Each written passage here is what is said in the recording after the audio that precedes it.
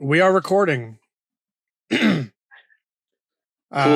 I'm going to. Are you going to do some sort of intro, or what are you thinking? So Gunbuster is a show that I just watched. I just finished it about 10 minutes ago. Because this asshole says it's his favorite show because of a It's not my favorite show. It's my favorite anime. And he thinks that because of a single 2-second scream. Indeed. And we're going to talk about it. You and I have very different opinions on this show, my friend. Heck yeah. That'll make it interesting. I don't know if I just didn't get it. Yeah, so I was gonna say, should I explain what I like about it? That way you're not just like, dude, and then like this thing, and I'm like, dude, I never thought about that once. What are you talking about? Well, I want to real quick go over the plot, so I have it straight in my head.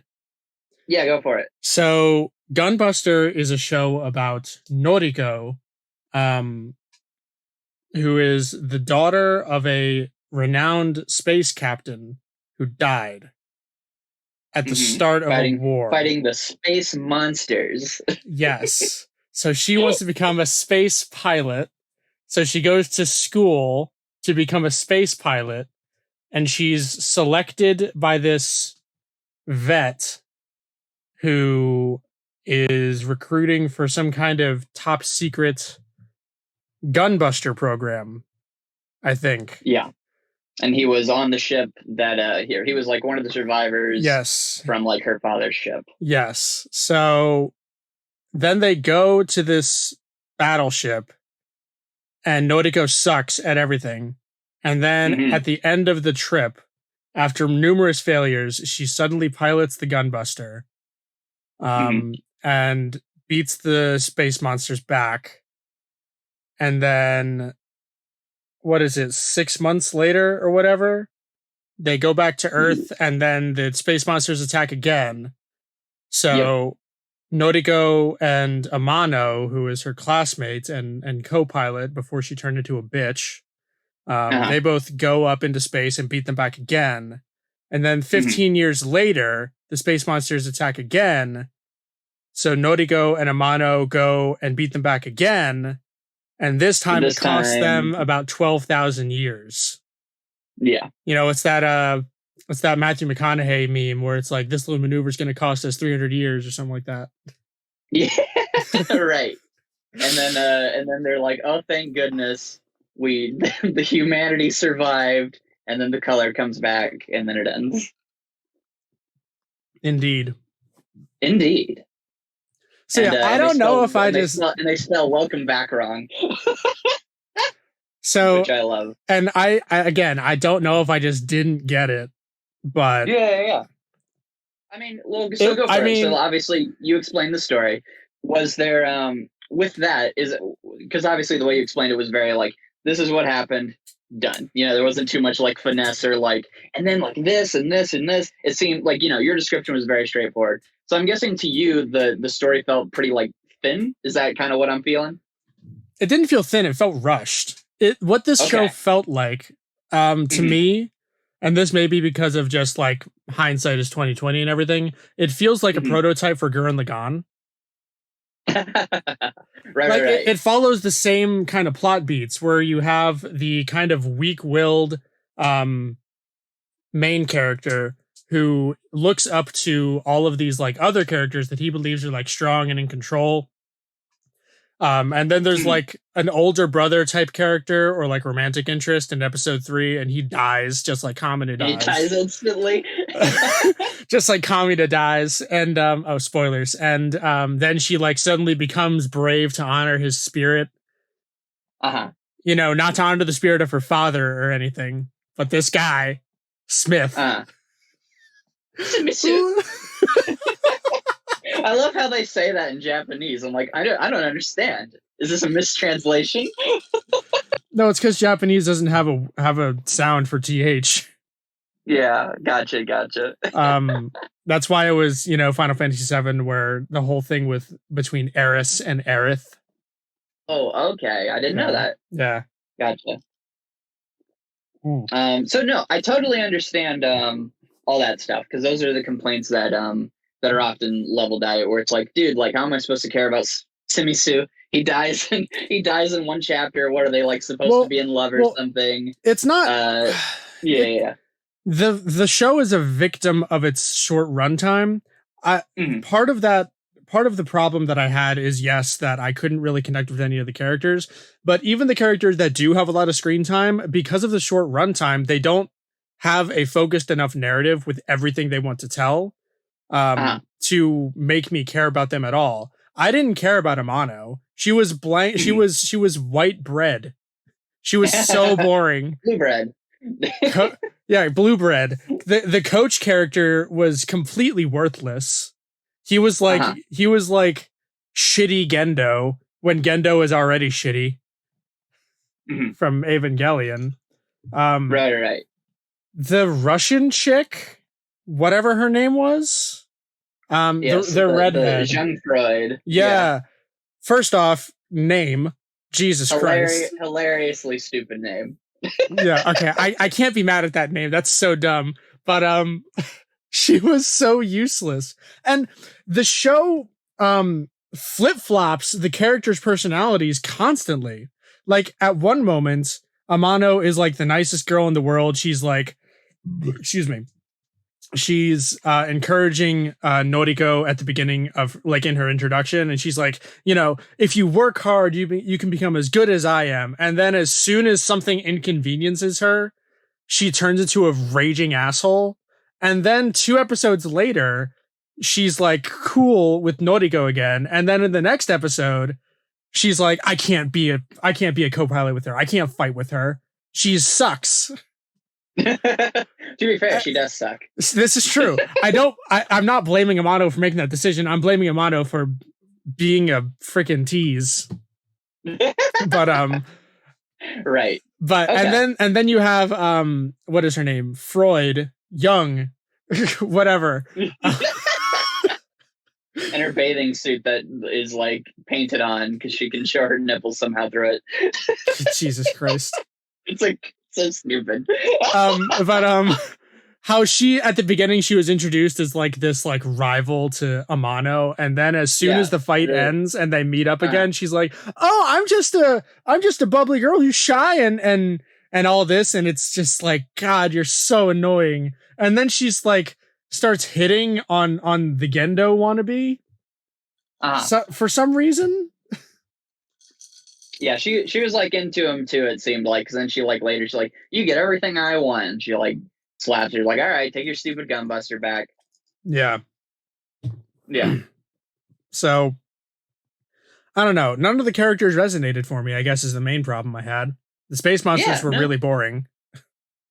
I mean, they had really cool designs, but they were just a nebulous force, and it didn't help that that not only did they like have humanity backed into a corner, like outnumbered and outplayed 1,000,000 to 3 times in 3 episodes, but every single time a plan that one of the characters came up with in 20 minutes is what stops them. Right. So it's like a back and forth. It's just more like, well, guys, I don't know what you expected. Also, I don't know anything about you. You're just the space monster. Yeah, it's so I don't even know if you're capable of.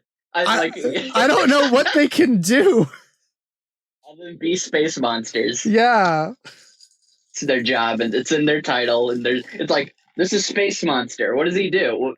Well, I just told you, he's Space Monster. He's a monster in space. You are correct. So, I mean, that's my take. I'm definitely. Yes, I'm getting the sense you're just grasping the whole time at like literally, what do I attach to? What is this? What's here? The only reason let me put it this way. I would not have finished the show if you did not say it was a 10 out of 10. I would have stopped after episode 3.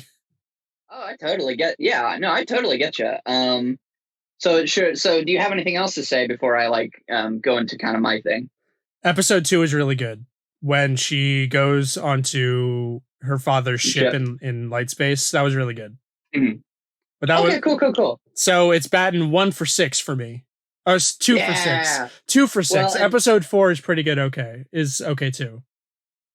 Episode 4, you said? Yeah, when she first pilots the Gunbuster. Yeah, yes. I was just making sure I heard you correctly. Mm-hmm. Okay, cool. All right. So tell me why I'm wrong.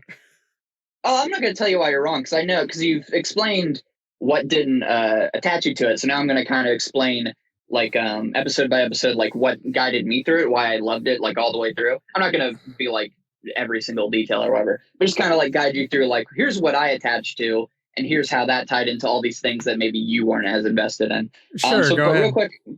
Real quick, I want to talk about the things that I don't like, because there's like some minor things. One, I agree with you that Jung Freud is pretty like whatever. I think that but for me, it's more neutral because of what we'll get into later, of like what I feel her utility as a character offered, more so than like being disappointed with her as an individual. It's just more like, I agree with you that she starts out as like this like rival to Amano, and I think that entire first half of episode 2, where they're just like, for some reason, Amano's just like, I'm gonna fight this stupid Soviet Union girl. Come on, Noriko. And then they get into their big stupid fight that doesn't mean anything, and then we find the space monster hidden away. I think that's the one section of the show that I would either cut entirely, or I would just like shorten it like way more. Well, so it also like sets up a mystery that is never capitalized on. Why is that space monster corpse in the ship?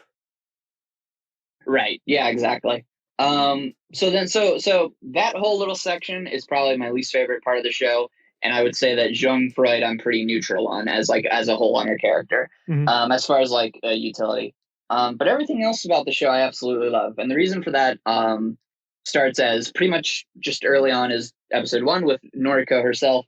What I really like about her character, and it's all told through visuals, but I really like it, is that we see early on, she's like, dude, I want to be a space pilot to find my dad. And I like that. I also really love the visual storytelling of a little girl talking about how cool her dad is and being like, I want to be like him one day. But then also, and then it shows like his face or whatever. And then that face is being used as a portrait for his funeral, obviously, and being like a cold report of like, my father died. But I don't believe he's dead. I'm going to try to go out to the stars. And so just right there, I thought that showed a nice, just easing me into the character of just like, oh, this cute little girl, she wants to be like her dad. And it's like, oh, he died, but she's still going to try. So that was endearing to me just from the get-go, as like, okay, cool. That's a nice motivation. And I agree with you there, that it was a decent character introduction. The problem is that she never really develops beyond that, to me.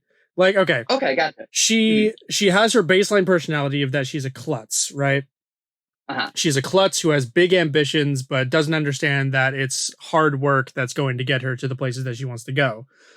Well, that's not true, because go ahead. What are you gonna say? That's what they set up, and that's what they kind of use in the first episode, right? Where she has to kind of where she realizes that she has this talent, but to really hone it and to become great at which is what she needs to be able to like compete with Amano, which is what she wants.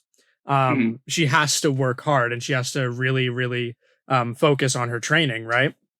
Right. Well, here's what I really like is that she's klutzy as far as using a robot. And the reason she specifically gives that was always immediately resonated with me, and it's a part of her character that resonates the entire show, is that she goes because they show her she's doing like 100 freaking jump rope things, and she's doing like 200, form, like flipping it back. Yeah, like however many, and she's like flipping back and forth and like doing like the cross and all that stuff. And it's like her friend says, she's like, physically you're perfect. You know exactly how to move your body, but how come you suck so bad at just controlling another body, which is the robot?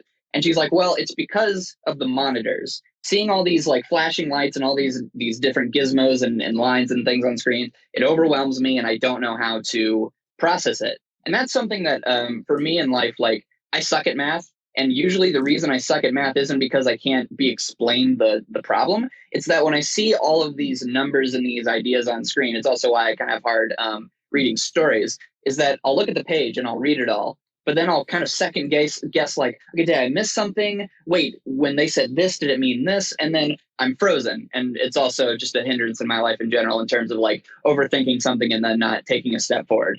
So immediately I was endeared to that. But what I immediately noticed is that she's looking out the window and she's like, I want to be like, One-sama. And you see her in her robot doing jumping or jump ropes in the robot. And then the next scene, we see Noriko doing jump ropes for herself because her goal is like, okay, maybe I suck at the robot, but I can at least try to be like her and keep myself physically in shape. And when she talks to Amano, she's like, oh, it's not about kind of like understanding all the little details. It's that I just feel it. I know the robot so well that I can feel it and just let my body take over there too. And so they keep coming up with this idea of like the monitors being too overwhelming, but that Noriko, as far as physically, she's good there. And what I immediately enjoyed is that she goes off to, they're going to do the track race. So you have to run like 50 laps with the robots. And she immediately can't control it because she just, she sucks at it. And so the coach tells her to run the laps. And what her friend says is like, she's like, oh, you're still here. And she's like, yeah, the more surprising thing is you actually did run the 50 laps, like the 50 laps that are designed for giant robots to run. And then the next day she gets the offer to be the pilot or whatever. And so what's cool about this is that once you show her training montage, you show that the things that the coach has her do are simple things like doing push-ups in the robot, balancing things in the robot. And then they show the same thing he did earlier with the robots where he turns off their balancing system. And then he has her try to control the robot doing a run and then trying to do the robot punching and doing things like that. And so through the montage, just through the visuals, you're being shown that he actually does understand what she's good at, which is her physical prowess. And he has her relearn these things through the robot, then teaches her the more complicated things, shown through by the end, she's able to do like a one jumping jack while also moving her arms and also keeping something balanced in her head. And so when that one girl sees that she's getting all the special attention, which we do find out later is because of not only nepotism, but two, I do think that because this is what the show focuses on, is that, yeah, she does have like the potential for it, like you said, and she does work for it in the ways that she thinks she can. She just needs to learn the technical aspects. And so what makes that final fight so satisfying for me is that she gets into the fight, and it's not that she's instantly good at it, because immediately she gets overwhelmed by the monitors again because she's put in a fight or flight situation. And so what she decides to do is she says, like, okay, the monitors distract me. She uses the force. Yeah, basically. But the reason she's able to do it is because of all the training she's been doing, just like Amano said, to feel out the robot. And so she waits, and then she's able to do a perfect move that is not like a brand new move she made up. They explain that, like, or they say like, oh, that's that move.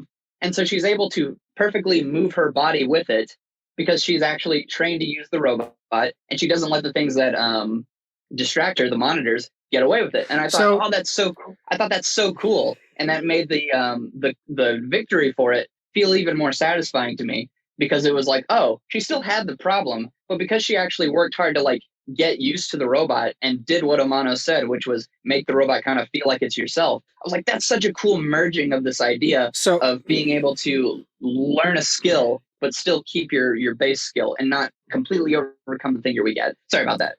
So I do understand that that's what they were going for. I'm not sure they did it entirely successfully. So my first problem is that the motion of operating the robot is nothing like the motion of doing the actual thing. At least not what they show. What they show, the extent of what they show in the robot is that you like push levers forward and back, and I guess different configurations for different movements, right? But that is not the same as running or doing jumping jacks. So I'm not sure that it works to say that she was very good physically, and now she has to transfer that knowledge of moving her own body into moving the robot, because it's a completely different set of mechanics. It's just like you can't say that you can do that for cars. You can't do that for cars because cars like they have an entirely different like movement system, so to speak. So I'm not sure it worked on that level. And as well, I do like that she turned off the monitors. However, I don't like that it looked like she literally had the force. Like she dodged at the last minute. She dodged at the last minute. I mean, when Luke used the force in A New Hope to destroy the Death Star, he could still see out of his cockpit, right? He wasn't going completely blind. Whereas the visuals in Gunbuster show that her entire field of view is now black, right? She can't see her enemy coming. If they were I wish they were setting up something like she was forming like a psychic connection to the robot to where like she can like kind of feel out her environment, but they don't really go with that, and instead it's just looks like she's a superhuman, which kind of defeats the point of her being like this kind of almost like underdog who like has potential but needs a lot of help. I think I would I think I see what you mean there. I think that would I would agree with that if the show didn't then consistently show that this is just the first step to her getting better, because once she gets out into the field and the actual like war zone or whatever, she can't rely on that Hail Mary move anymore, because she does need to see where enemies who are trying to kill her are. And I think it would have worked better if, for example, in the Smith fight, if she tried the Hail Mary move and it didn't work. I think it would have worked a bit better that way. Yeah. But that didn't happen. Okay. Well, so then what I would as far as that, because episode 2 is mostly pretty self-explanatory. It's cool that they use the space-time dilation and all that stuff. With episode 3 with like Smith, what I really like is that, so the way the flow of it is, especially the first episode, is kind of like I told you, where the feel of it is supposed to be, because it's just Aim for the Ace. I don't know if you've ever heard of this anime. It's like a tennis anime, where basically the whole purpose of it was to be a parody of Aim for the Ace, but with giant robots. Where literally in Aim for the Ace, it's like the same thing as Noriko. She wants to like achieve greatness, and then a coach comes out of nowhere and is like, "I see your potential. You just need to believe in yourself and work hard." And then she like shows off that she's actually has a lot of hidden potential. And so what I liked about it as a first episode is that I felt like the tone was like goofy enough that I bought the ridiculous feats, because I felt, and like, or things like the mechanics of like, well, you're moving a lever, and how does that correlate with this or that? Because the idea was not that moving my body is the same as moving the robot's body, or at least I didn't take it that way. Is more that she needs to learn in the same way that she knows how to learn the intricacies of her own body. She needs to now learn that with the Gunbuster and make that like a second thing. But if that, based on the things that Amano says, based on the way the training is shown, and based on the fact that he kind of has her do rudimentary things that you would do to train your own body with the robot. And so to me, the ridiculous and over the topness of it, combined with the fact that it's supposed to be like this, like the first episode anyway, is supposed to be like this, like she was able to do it. She was able to like pull it off and do all these things. All right, where do we go from here? And then from episode 1 onward, or from episode 2 to 3, is just beating her down and being like, apparently I'm not very good regardless. And just being like emotional torment. The fact that Amano is like, okay, like, sure, but like, did you see that it didn't like work, and she's gonna die, and she's also gonna get us killed? And then the coach is like, yeah, but like, if you spill milk, just pour more milk, bitch. God, the coach, bitch. Yeah. I never actually thought Amano was being harsh to Noriko, because I understood where she was coming from. I do understand. You're gonna get us all killed, and you're gonna get yourself killed. I think wanted to join. I think that everyone is in the wrong in that particular conflict. Noriko should be mature enough to realize that she's a danger to people. The coach should realize that he's made a gigantic mistake and should actually put the competent people in the super robots. Yeah. And Amano is just being a gigantic prick about the whole thing. I think Amano is being the most logical, honestly. The most logical does not mean the most emotionally sound.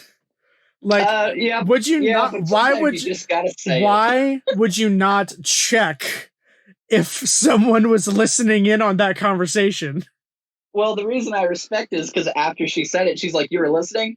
Well, I stand by everything I said. No. She didn't say that. She said, "It's nothing personal, kid." Exactly. Sorry. Go away. Yeah. So she's a raging bitch about it. No. She's raging, I don't want you to die or get me killed about it. Which I think are pretty high reasons to be a bit, blunt. But then no, why? Then why was she being a tease in episode 2? Where was all this animosity in episode 2 when she was sent out with Noriko on that one mission, on the mission to circle the moon and back? Yeah, exactly. I don't like that part. I know. Wait, doesn't I was trying to remember, because where does anything happen before she talks to Coach about it? Where she's like Noriko's not gonna like be good out there. It's not gonna work. No. Okay. No, they have received no combat before she says she sucks. Oh wait, no, that's because of when they go on the ship and he's like, "Hey, don't jump off this ship onto your dad's ship. Please do not do that." And then she does. Yes, but that is an extant circumstance. That was her long lost father's ship with the most minuscule but still relevant chance that he could be still alive. Okay, so now I'm remembering. Yeah, because I haven't seen it in a little bit. I mean, I remember most of it, but yeah. So with that, the reason I think it always just transferred fine for me was because she didn't want her to join in the first place. But she's like, oh, she's getting better. Cool. She'll be my partner. Let's go kick John Freud's ass and be cool. And then the thing happens with her dad. And she's like not emotionally stable. I don't know if you knew this, Coach. And he's like, but like, we'll fix it and deal with it. No. But she doesn't frame the argument that way. If she framed the argument that way, I'd be 100% fine with it. Mm-hmm. But they don't. They only frame it as she sucks as a pilot and she's going to get us killed. Right.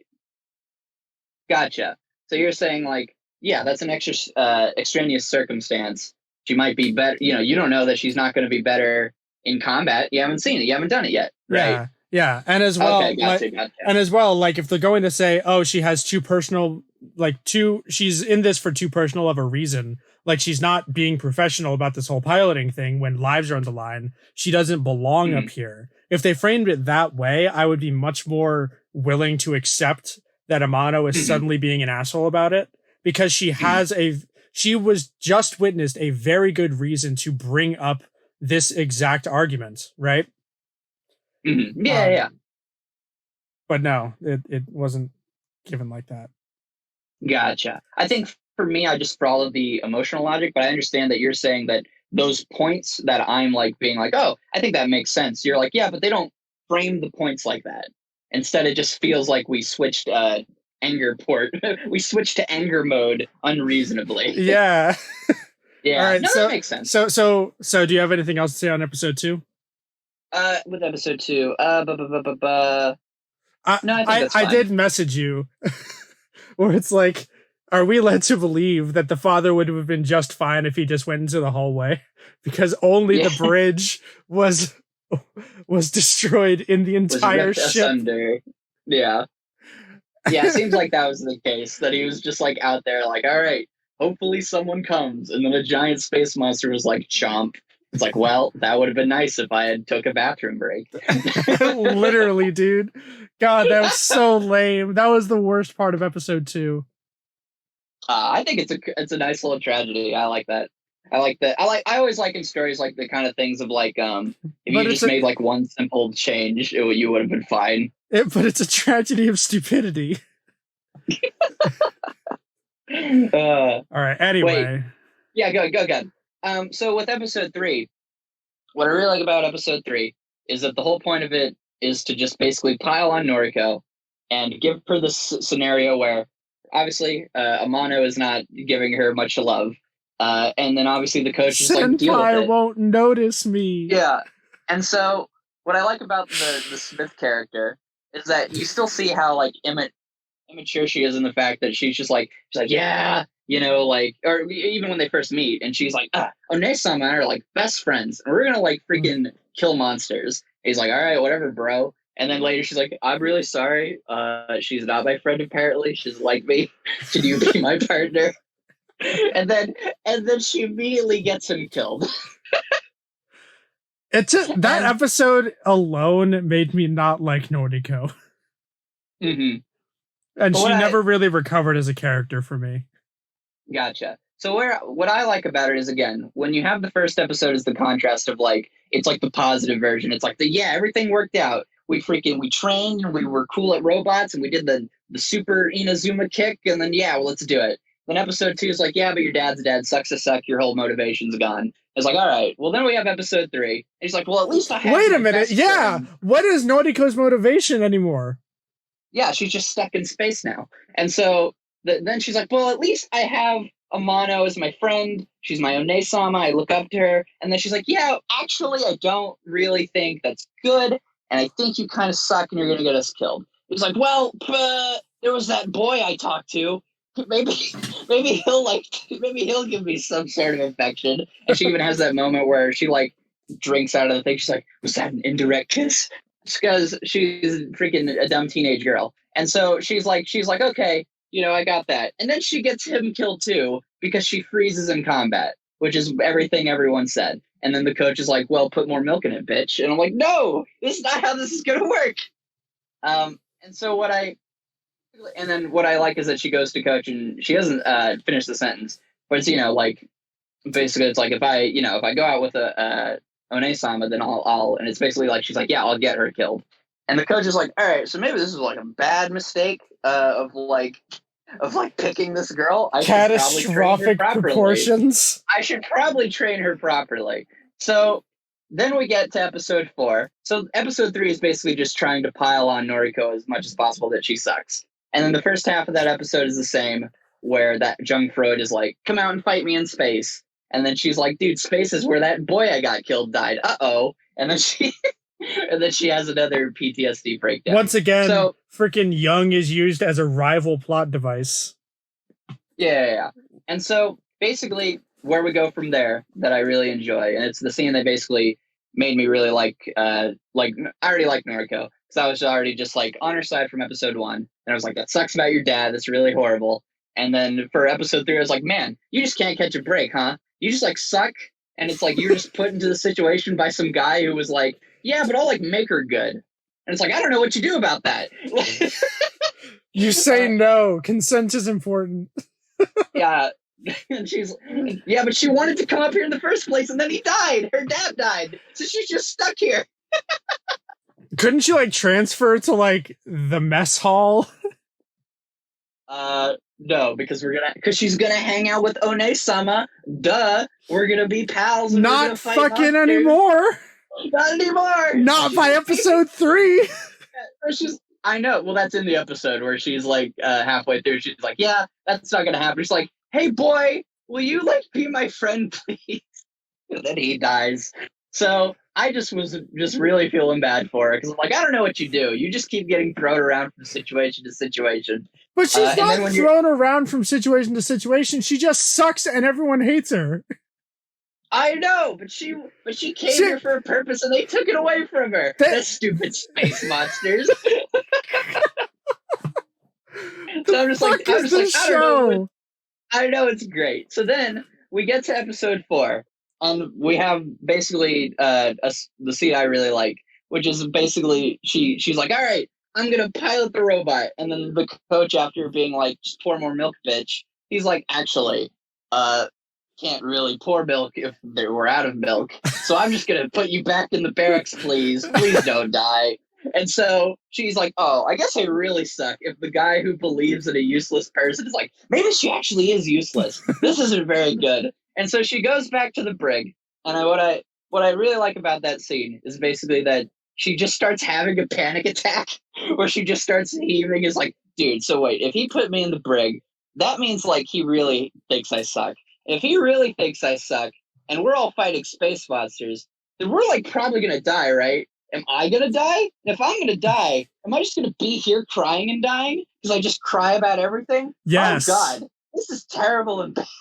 Yes, that is exactly right. And then she channels her inner Simone and mans the fuck up. By the way, was no one guarding the Gunbuster that she could just waltz in and pilot it? She has special clearance or a key or something. Fuck that. Fuck you care off. way too much about that. You care way too much about that part of the show. I don't care at all. She gets the It's important. No, she has the key. It is no. She's a failure.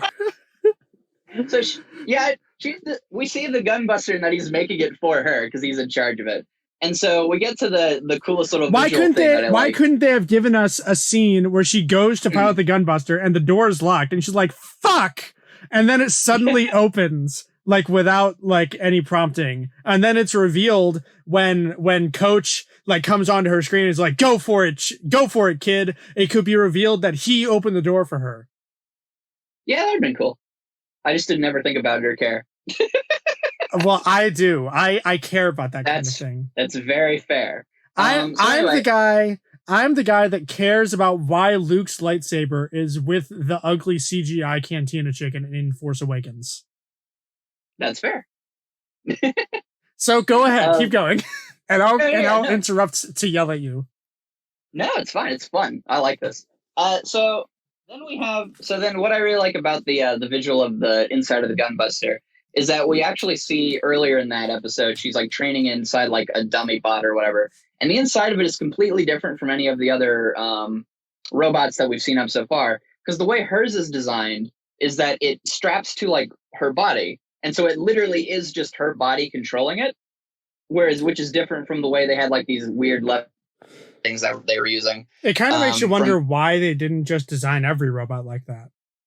Like, let's design this exoskeleton to combat these gigantic space monsters. What should we base the controls off of to control this humanoid exoskeleton? Oh, I know. Let's use the arcade throttles.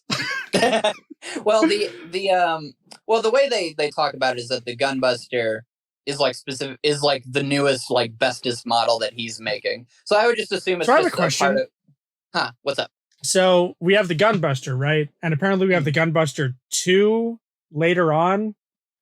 That's like the big death bomb, right? No, Gunbuster 2 is the one that Amano pilots. Yeah, it's like the legs or whatever. Yeah. So my question is, by the last episode, 15 years later, why don't they all have Gunbusters? I think all their little I don't know if they don't all have Gunbusters, but I think all the little robots have like similar not like the two people design thing, but it looks like they all are like controlled by body now, if I remember correctly. Well, we never see that. Oh, okay. I thought the giant Dayquil bomb is the Gunbuster 3. Yeah, the giant black hole bomb. So my question is, why not just build an army of Gunbusters? How long did it take to build the Gunbuster? How much resources did it take? And why could they only build one Gunbuster in 15 years? Or have it built and then 15 years passes and no more Gunbusters have been built. But you still have a gigantic army of spaceships and giant regular robots that suck and can't do anything right. Answer me that. Oh, I don't have an answer for that one. So we're moving on. Yeah. So anyway, with so how cool would it have been?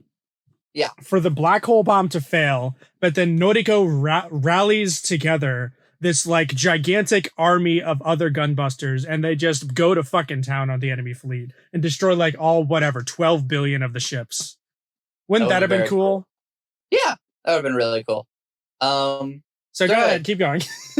No, you're good. With episode 4, I really like the way the interior of the Gunbuster is designed based off of, because he says like the way he's designing it, or he's in the middle of designing it while they're on the ship or whatever, because you see like the head, it's like unfinished or whatever. And I like that since obviously he knows what he's designing it for, it's been designed with like the things that she is good at, which is controlling her body, and all of the monitors only come on when she needs them to, because they all like flash and then they disappear. And then when she's like, all right, this thing come up, it then comes up and then she can utilize that. But otherwise it's literally just a circle. She has full access to where everything is. And the way she beats the space monster, which I really like, is that she comes in and she shoots like one laser that like hits a bunch of stagnant aliens or whatever. But then the giant space monster is like flying around. She can't catch up to it. It's a gigantic space dildo. Yeah, because she's still not actually capable of like using it like perfectly or whatever. It's not like then she got good at piloting it. And so I love that her plan is to just catch it in her body and then just rip it to shreds by just basically just catching it. Just catch it with your body, which is the thing she's been good at the whole series, which is controlling her own body. And now the Gunbuster itself is literally now controlled by her movements and actions, catching it and then just blowing it up basically inside of her. Super sick.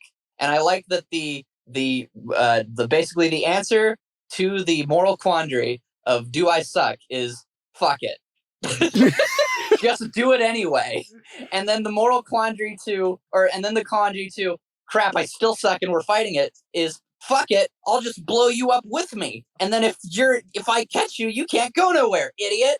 And then she just survives. And it's super cool. And it's just like this big, like, yeah, screw the space monsters. We're so freaking cool. We just said fuck it and we did it because I'm awesome.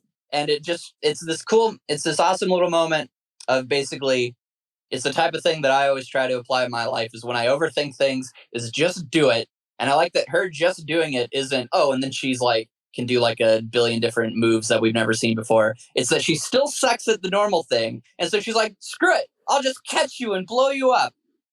It was really satisfying. I thought it was super cool. That moment was fucking awesome. I will agree with you there. That entire like last bit of that episode was really, really good. That should have been the climax of the series, in my opinion. I watched that episode and I thought to myself, wait a minute, how are they going to keep going? They just beat them. They just beat the space monsters. Right. And then we come to episode 5. Yeah. And then it's just that the space monsters are back somehow. Mm-hmm. Well, so we'll get to that, but I think for now, since the first 4 episodes are kind of like its own little mini arc, and then the last 2 episodes are like their own separate entities entirely, we can, I wanted to bring up something here. So obviously, again, the thing you keep bringing up are like these little things of like, well, why wouldn't they just do this? Or why wouldn't they do this? And I am not saying any of those questions are, like being like, oh, that's just nitpicking, sir. Because obviously, if it's taking you out of the experience, then it's taking you out of the experience. What I would say is that the things that I gravitated towards and latched onto were good enough to where, but so basically, with the first episode being as over the top and crazy as it was, things like how do these robots do these, like they literally have what is the utility basically of like doing push-ups in a robot or doing like they literally do like the cheerleader thing where they have to like climb on top of each other. Yeah. And all that stuff. Well, actually, well, I mean, that had a point of like building coordination with the control scheme. Right. But I mean, I'm talking more about like... I know the meta reason is that it was a joke. Yeah. But I think the actual, like, the visual and the image, the way the first episode presents these things is that all these things are very absurd. It's very much like pick yourself up by the bootstraps. It's a very simple emotional grip of like, oh, she wants to see her father, and then she rises to the occasion. And for me, what I really enjoyed about it was, one, the visual storytelling that I was able to latch onto and found satisfying. And 2, I just connected with Noriko's character as it was within the confines of the first episode being so ridiculous. So when it started adding all this emotional baggage and just beating down on her, and then you have the conclusion to her arc being, again, something kind of like very like, you like pull yourself up and just like do what you're good at. And me already being invested in the idea of like overthinking things, getting lost in your own thoughts and like being consumed by them. And that the way forward is to basically just say, just like, screw it, just do what I can for now. And if what I can do for now is literally just catch the robot in my chest and blow me up because that's all I'm good at right now, that's way better than me doing nothing. And so to me, and then so for as far as like Amano or Jean Freud or the coach, I never was bothered by them not being their own characters because I agree with you. Because to me, I was so invested in Noriko that to me, they're all just extensions of focusing on her, which is what the show is ultimately about, which is just her. And so all these different characters are just tools to enhance whatever story is trying to be told through her. Smith only being in one episode, is to build up the idea of showing not only how not even one episode. Yeah, exactly. Literally, he has, I think, 5 minutes of total screen time. Right. He's like the scene where they meet doing the little flag challenge, leave the room. Yeah. He has the scene where they're on the side of the ship being punished. He has the scene on the train. He has the scene in the hallway. By the Coke machine, and then he has the scene in the cockpit. I love that. I love that the Coke machine was the last time we ever saw his face. Yeah, I was actually going to say I thought that was just good, like kind of horror storytelling of like you just hear him. Like after they like leave, you never cut back to him in his ship being like, Noriko, it's going to be fine, blah, blah, blah. You just hear it over the monitors as she's literally stuck with all this information that's overwhelming her. And so I think go ahead. I was just going to say, I am partially inclined to agree with you, but another part of me thinks that might have been just an animation cut. Maybe, but I think that due to how kind of the directing is anyway, I think it was probably intentional. Not even if it's not intentional, I just think it's cool. Yeah, I mean that's fine. Yeah. Like if we have to cut out me saying they did a good job versus hey, that was a cool thing, I'll take that was a cool thing. Yeah, and there's nothing wrong with enjoying like happy accidents, right? Those happen all the time in creating media. Yeah. So basically just what I wanted to say is does that kind of make sense as far as seeing like what I attached to and how that was able to carry me through things like for you being like these characters are just kind of just here or they're not doing much or I don't understand the utility of this idea or this idea because for me I was just so invested in Noriko and also the tone of the series being so over the top at the start that I just kind of tracked that high sense of emotion and the emotional journey was what I was invested in. I don't care if this, and also the fact that the monsters are literally just called space monsters told me that like everything surrounding Noriko's story was kind of like secondary. Like it's to basically add to her. And so things like why can she get in the Gunbuster or like how does she have access to the Gunbuster or things like why aren't there more Gunbusters or things like, well, there can't be more Gunbusters because she needs to be using the Gunbuster because that's the growth of her arc. So there can't be more Gunbusters. That would ruin the idea. There totally can be more Gunbusters. She could just be the best of them. It's not as special if she doesn't have the big purple one that crosses its arms. That was the dumbest looking visual. Just to see it like floating through space with its arms crossed. It's so great. I love it it's so much. It's so dumb. It's so good though. But I don't. By the way, are you tracking a pattern with the things I like? Yes, I am tracking the pattern of you love Noriko enough to overlook everything else. Mm-hmm. That is essentially what I'm grasping from this. Is that you were so enthralled and enraptured by her story arc that you didn't really care like how it got there. And I would also say that I didn't care too much how it got there because I didn't feel like it was asking me to care about those details. Not because of like anything, again, regardless of anything, if it was on purpose. The first episode being so ridiculous basically just allowed me to ride the wave of, okay, I'm supposed to focus on her because that's the thing that's getting all this serious attention. And so to me, the logistics of like the giant robots or like the ships or like things like that don't matter because I didn't feel like but the problem is that's putting Batman from the Dark Knight into Community. You think so? Yes, it is completely incongruous. Yeah, if you're trying to tell a really like a really good character story, you need to have a logical beginning, middle, and end, not only for that character, but for the story that character is going through. And Gunbuster did not have that for me, either in the episodes 1 through 4 chunk or in either of the 2 episodes after that. It just kind of jumped from one thing to the other with no real sense of flow or narrative tension. Things just kind of popped up and happened out of nowhere. There was no lead in to the mission in episode 2 to go see her father. It just kind of cut away from one scene. And then it was like, oh, a mission was announced. Send Noriko and Amano. And I'm like, cool. I guess this is the B plot. Okay, yeah. So that's another perfect. Yeah, that's a perfect example of again the difference between like what you and I both got at it. Because to me, I'm like, oh, cool, we're doing more stuff.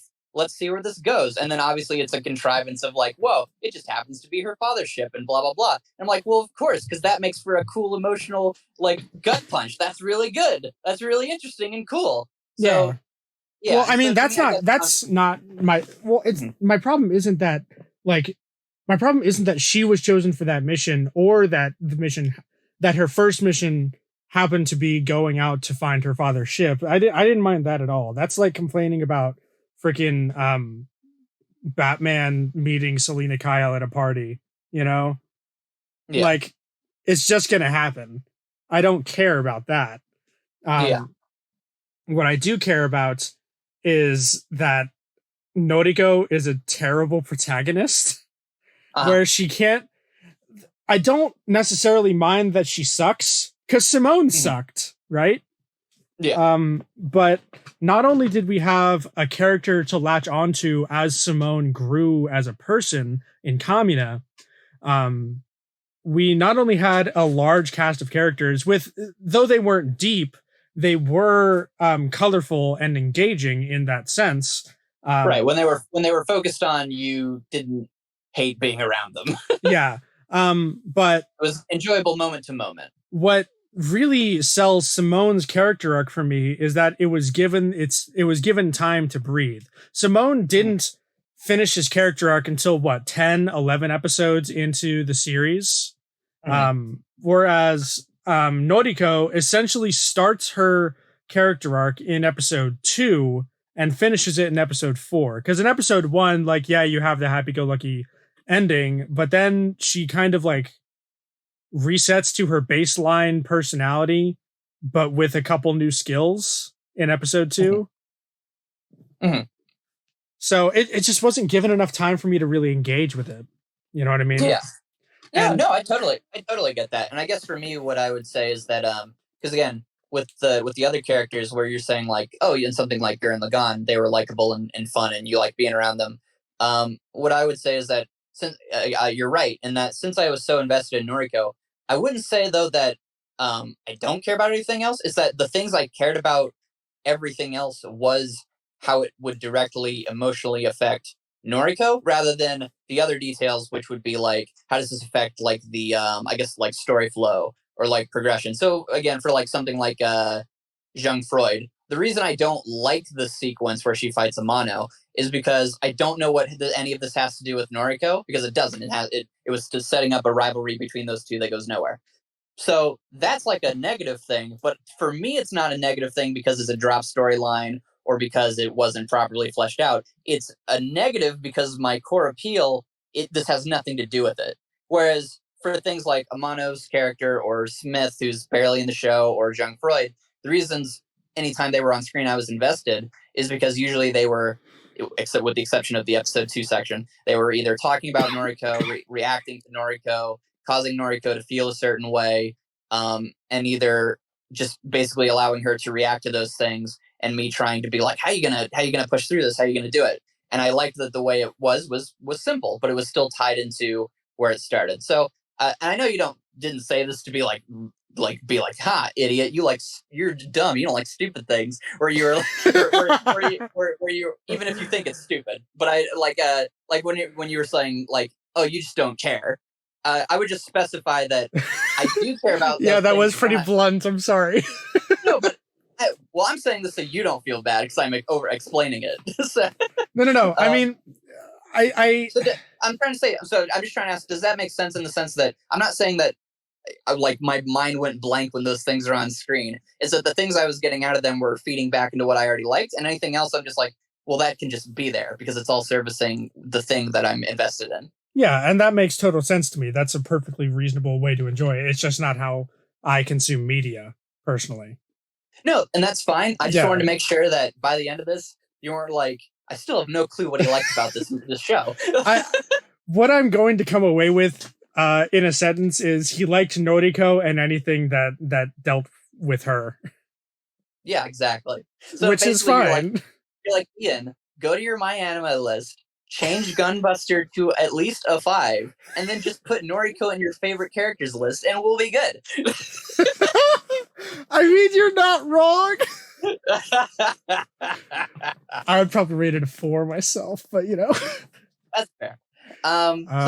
So that's episode 4, and then we finally come to episode 5 with the scream. Yes. So let's. This is going to be an eerie prelude to your eventual video on it. So be careful what you say. You don't want to play your hand entirely now. No worries.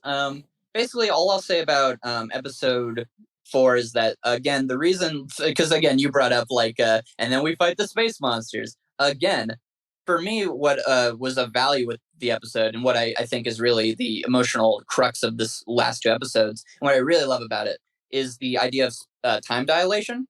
And so, for me, it wasn't about we have to fight the space monsters again. They are just because they're the space monsters, they are just a crux to allow Noriko to have to lose time that she discovers in this episode that she is losing with all the people she knows and cares about, and her basically attachment to even Earth as itself, as it just grows and changes around her. And I just thought it was a really powerful visual of she's sitting there with her friend at the park, and she's still swinging up and down on the swing like a kid, while her friend is an adult woman who's just sitting in the swing looking at her and being just kind of amazed at her youth and the fact that she hasn't seen her in a while, and just is focused on her kid and stuff. And seeing this is kind of the through line of coming back from episode 2 of the time dilation thing, of Noriko continuing to sacrifice, or from this point on, sacrificing so much of herself and of her time and the things that she wanted from her dad and the things that her dad had to sacrifice, which was time with her. And that she is basically now losing that with pretty much everything on Earth, but they attach that to Kumiko, the world changing, and there's a new ship now. The fact that Kumiko Coach is dying. What's her name? I know it's not Kumiko. Are you sure? Yeah. I'm pretty sure it's Kumiko. I thought it was Kimiko or Himiko. It was an IKI something.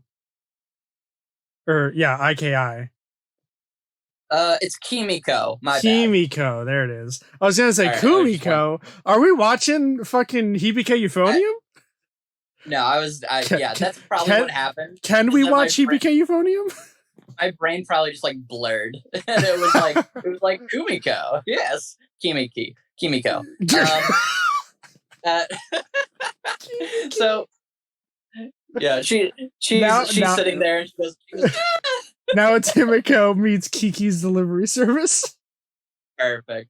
But I thought that was the through line that I really connected to and really liked as far as that episode, which was just basically giving up all that time, and then in Gunbuster fashion, as episode 4 showed us, the answer is fuck it, let's kill the space monsters, and we do it, and lose everything in the process.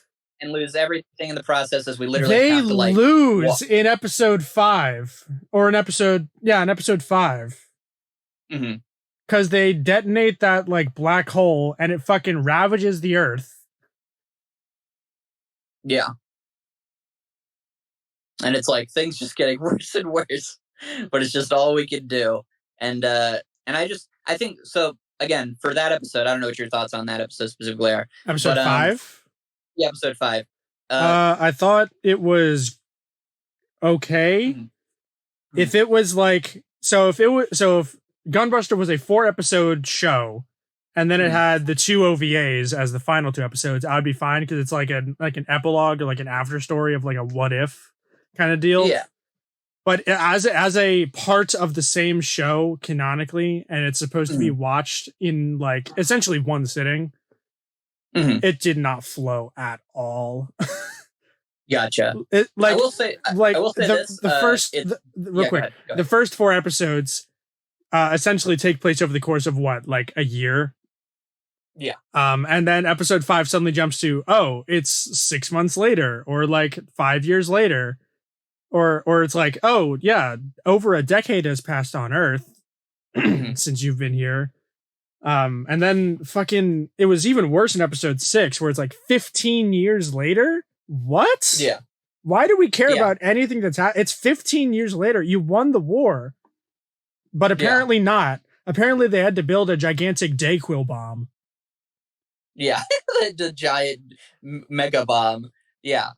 And again, whereas you're like, why do I care? I'm like, oh God, how long has time passed for Noriko though? Oh, she must be so sad. And then she wasn't sad until fucking Amano, the bitch, brings her the letter. Yeah, and I was like, dang it, that sucks. Because now it's the thing that happened where she made the little card for her dad, but now she gets a card for the little kid. Oh no! And she's still like 15. She is almost 18. Thank you very much. However old she is. Like 6 months has passed. She was 7. Like that. She said, oh man, I'm graduating high school at 17 in episode 5. And then 6 months have passed for her in episode 6. Okay, so yeah, 6 months from whatever that time was, like you said. Age didn't matter, she's still young, that's what I mean. And so I'm just like, oh no, that sucks. And then obviously they, basically the thing that's, you get this cool little action scene or whatever, like the cool black and white war. It's got all these like... that was like, so clearly like they ran out of budget. That was actually, that was the end of Evangelion so hard. Well, I think they've said somewhere that doing it in black and white was more expensive. So I don't mean doing it in black and white. I mean like the fight scene where it was just a bunch of stills cross-dissolving into each other. Oh, well, they explained the reason they did that was stylistic because they wanted to basically... the reason it's black and white is, one, they wanted to basically try to make it as serious feeling as possible, but two, and then obviously it works for the punch at the end where the color comes back and they come back to Earth, which is neat. And then you kind of see the planet. But the second thing is the reason the war was depicted that way is it was supposed to feel like a film reel, like you're looking through like a newscast of like, here's all the pictures of this great war that's been going on across the seas, and look at these images we've taken of the battle. I don't agree with either of those two choices. Mm-hmm. I thought it was thick as heck. I would prefer consistency, personally. Yeah.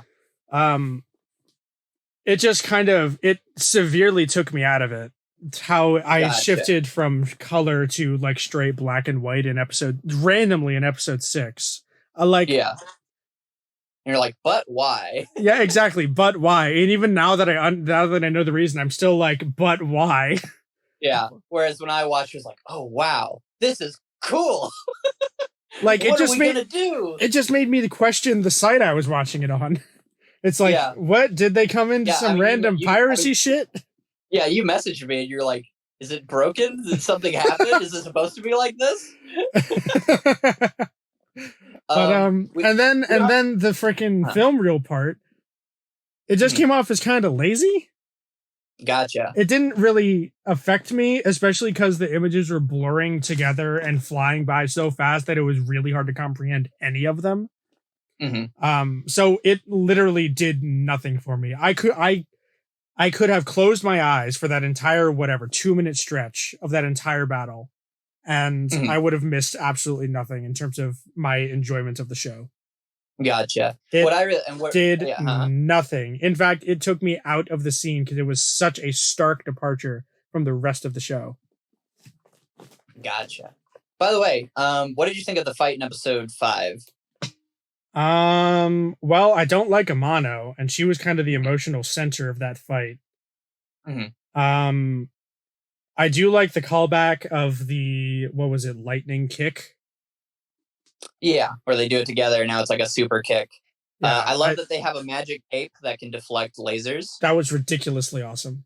Was the cool keyword ridiculous. I like that they kill a robot. They kill a space monster by using the ink blot tool. Yeah. And so that was going to be my transition to saying that what I liked about the war scene is that they had parts where it would go from a really like fully realized design and then it would fade into like a sketch because it was showing that it was like disintegrating. And then real quick, that scream was fucking incredible. Okay. I had to go back and watch it twice. The scream was the whole peak, reason. It's the peak of the show. I will agree with you there. I'm glad. And for me, it hits so much harder because I'm like, yes, we're not just past episode 4 where we're like, fuck it, let's do what we can. Now we're like cool and stuff because Amano has all the another cool visual storytelling thing is that Noriko still has the ball that's just completely empty, and she every time she does something, it's just reacting and using her body. Whereas Amano is the one who's like, 5,000 guys on your right flank. These many people are here. We need to move to this position, and she has like all these monitors around, and all the shots have the monitors enclosing her in the space. Yeah. But then all the shots of Noriko's are just the blank little circle. And there's literally parts where she's holding up the sky from inside the pod because the robot is holding it up. Yeah. You know?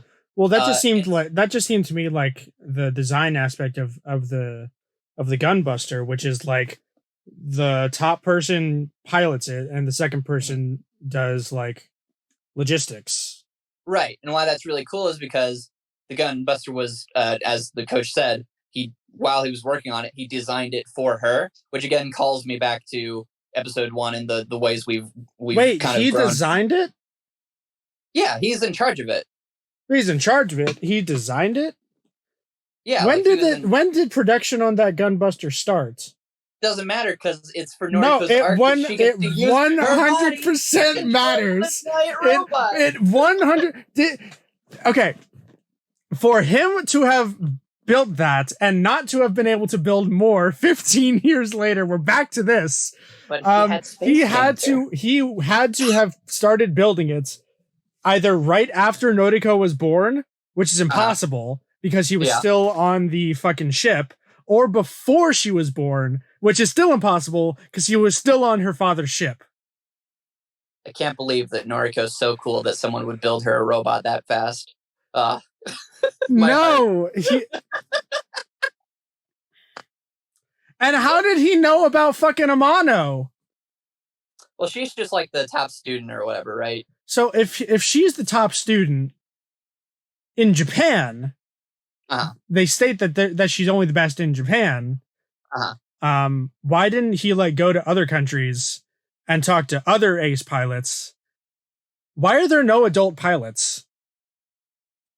Because anime. And that is the answer. That is the answer. That is a terrible answer. That's another reason. Even Darling in the Franxx has a better answer. Because we're aimed for the ace, and they were just like, well, it's in tennis, it makes sense. So it has to make sense for the giant robots. Here's the thing. That was probably actually the reason. And that makes me very sad. Oh, and I love it. Like, why are there no adult pilots? The only adult pilot we see is Amano in episode 6. Because she's like 30. Because she's now an adult. Not because they were like, we should get an adult. It's just because, well, you piloted this thing before and you are an adult now. This show is so bad. And again, stuff like that, I'm just like, isn't that hilarious? And you're like, no, it's terrible. And I'm like, it's great. No, the world makes no sense. I can't get into the characters in the world because the world makes no sense.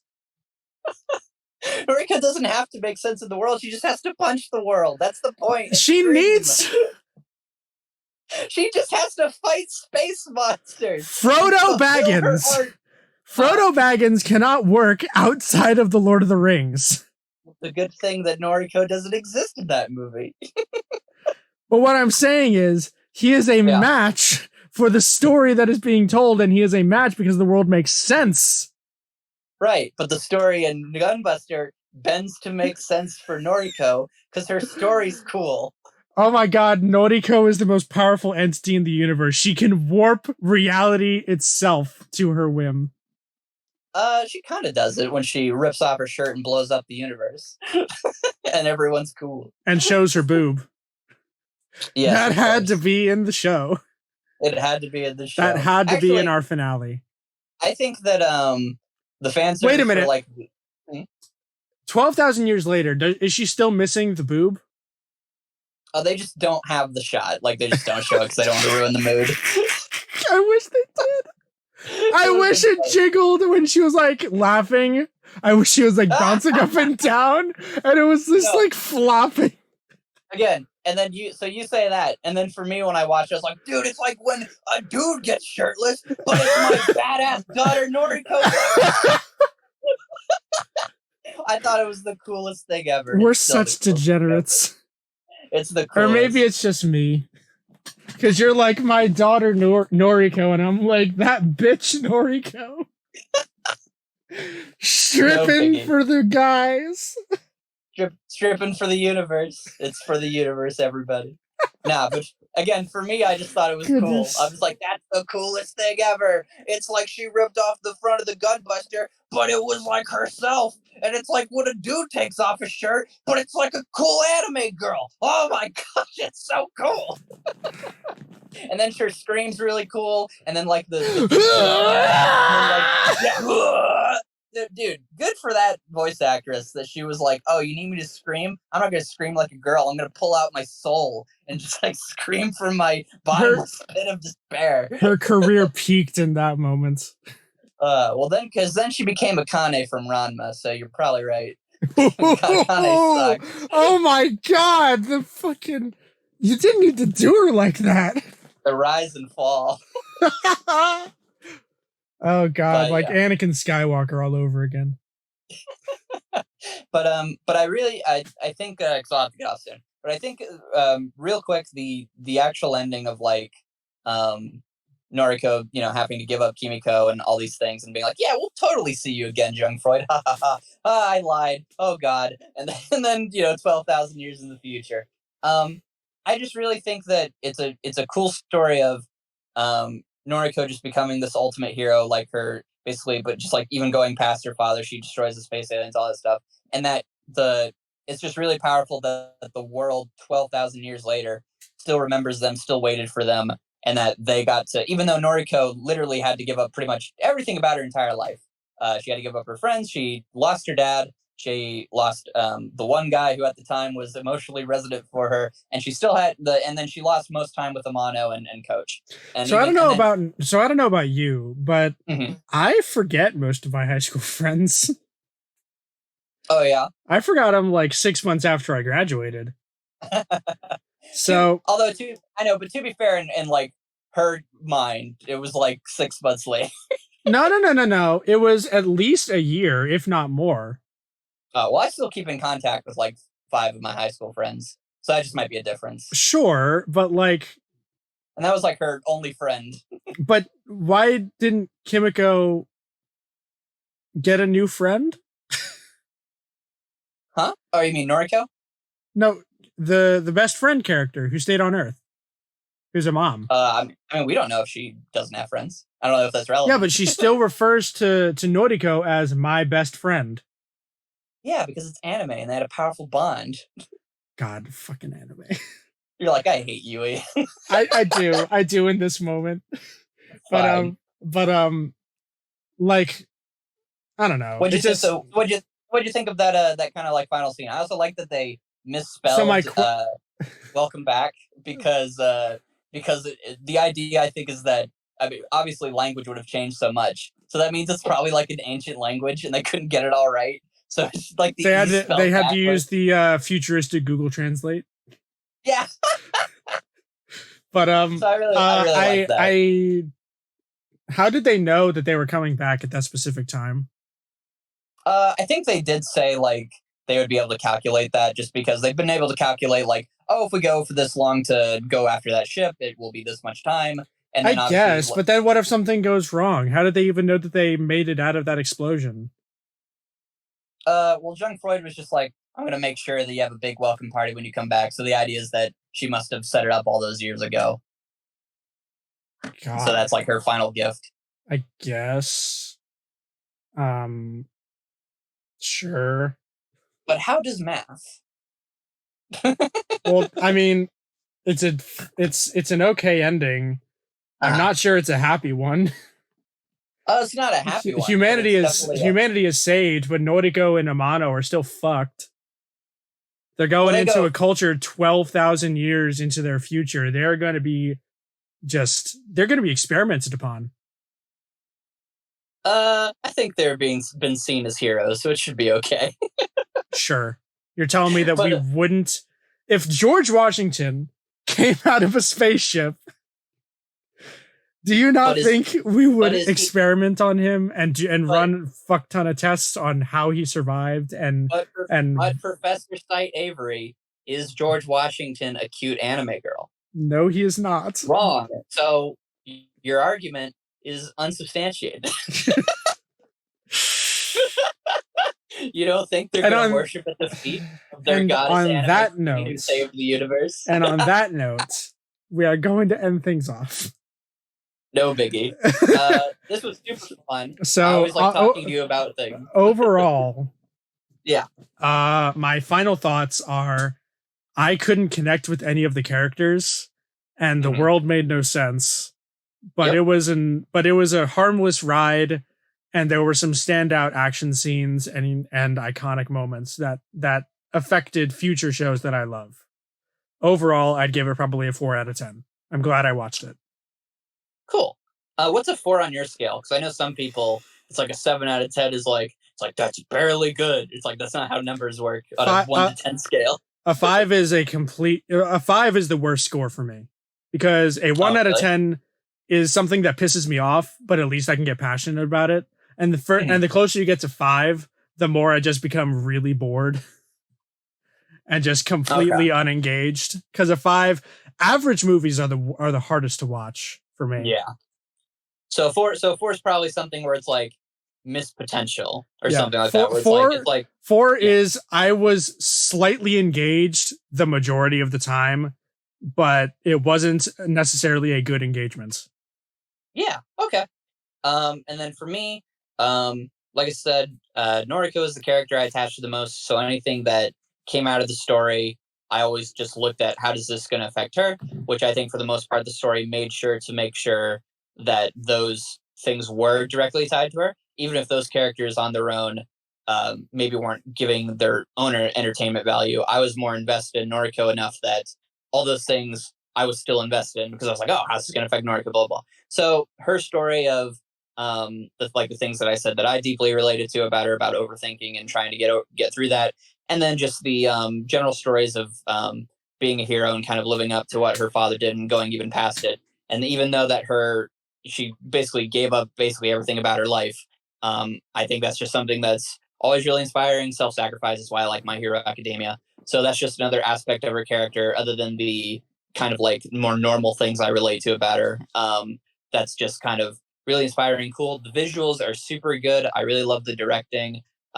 It's old, so I like that you can sometimes just see the dirt on the cells. That's just like a general thing from that time period that I just think is really good. Yeah. And I think the over-the-top nature of the story allowed me to look back any logical inconsistencies or things that it didn't explain, because none of those things were connected or valuable to the thing that I was invested in. And I think that story was told with enough style and heart that I just emotionally connected to it all the way through and made the moment-to-moment experience just super enjoyable. Also, stylistically, I enjoyed the things that you did not, that took you out of it. For me, it was a constantly new, creative, cool experience, whereas to you, it was a constantly shifting thing that didn't seem to have a good direction. Yeah. So and real quick before we sign off, I just want to make it clear that I am a writing-focused critic. I because of my literary background of writing books, and you are a much more visual oriented person from what I've gathered. At least compared to me. I hope I hope that just as a little bit of context from where we're both coming from. Yeah, and I hope that it can be clear that when I talk about these things that I'm not just like, oh, but I felt it and that's it. I hope I can at least back up why I felt the way I did, and I hope that made sense in this podcast. Yeah. It should work, probably, hopefully. All right. See you guys. See you guys. Bye.